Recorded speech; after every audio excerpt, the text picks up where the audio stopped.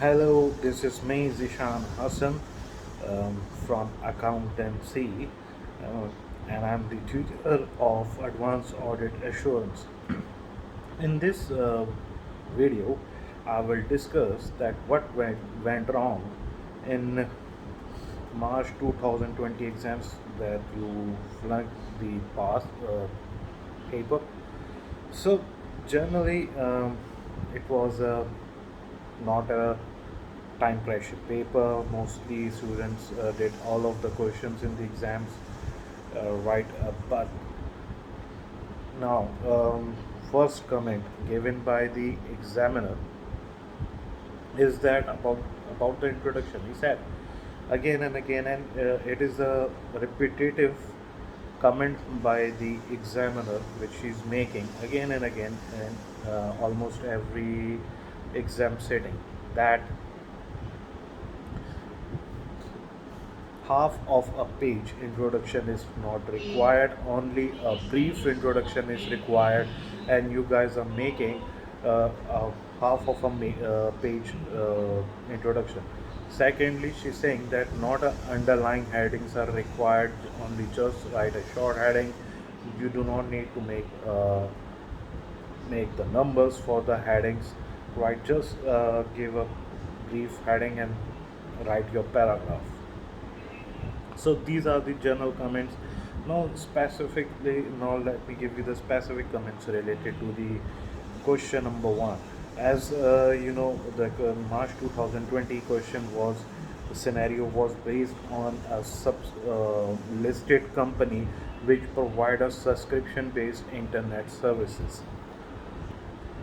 So she said that you know mostly students performed well in this part of the question, but those students who didn't perform well in this part of the question, what they did, they used the rote learned audit risks into the scenario. For example, number of candidates discussed the risk of the foreign subsidiaries having different year ends to the group. Um, Yet the question clearly stated all companies within the group had the same year end and no marks was awarded if you discuss the different year ends. Now they also now you guys also discuss the general consolidation risks. For example, intercompany eliminations, disclosures required for listed entities were all deemed speculative risks and did not receive credit for that. There were no evidence within the question that the group companies traded with each other, or the group was recently listed and therefore uh, not adhered to stock market listing requirements or corporate governance issues. So, uh, for example,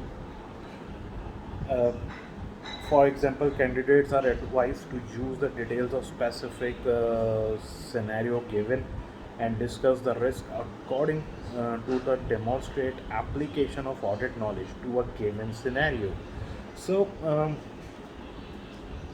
a further area that demonstrated a lack of application to the scenario surrounded uh, the impairment of goodwill performed by the group on an annual basis. A number of candidates discussed a general treatment of goodwill that is to be tested for impairment on an annual basis, and that management had not tested impairment, and therefore concluding on the financial statement uh, impact that goodwill would be overstated.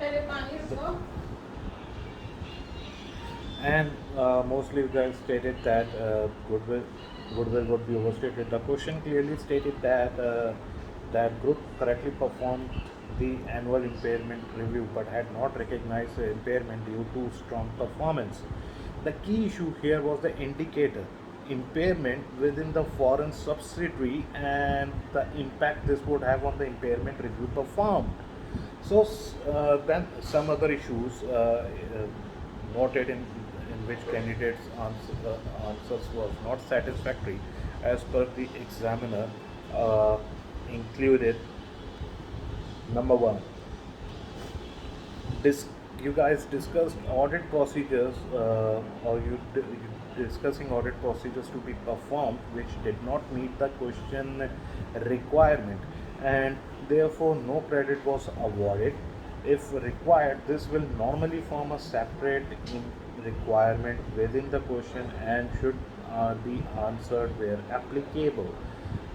Several candidates discussed the annual incentive and suggested it was a share based payment, which was incorrect and showed that many candidates had not read the question carefully enough. Some or many candidates appear to only possess a brief overview of the accounting standards without sufficient knowledge of underlying principles.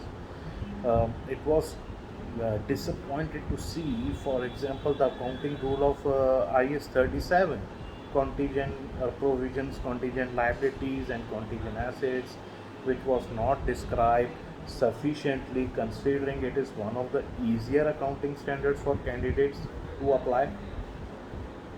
So again, overall, it was advised to candidates to read the requirement very carefully to ensure the answer given is relevant and not too generic to avoid losing marks that would be easily achievable. So, also candidates demonstrated good technique in calculating the materiality, but identifying the audit risk in the scenario, discussing the relevant accounting standard, and finally the impact the error will have on the financial statements will help you score well. Okay, so then question number B, the part one, which was 10 marks, asked candidates to evaluate, extract from the component auditor strategy for three issues and also comment on the ethical issues arising from the issues identified.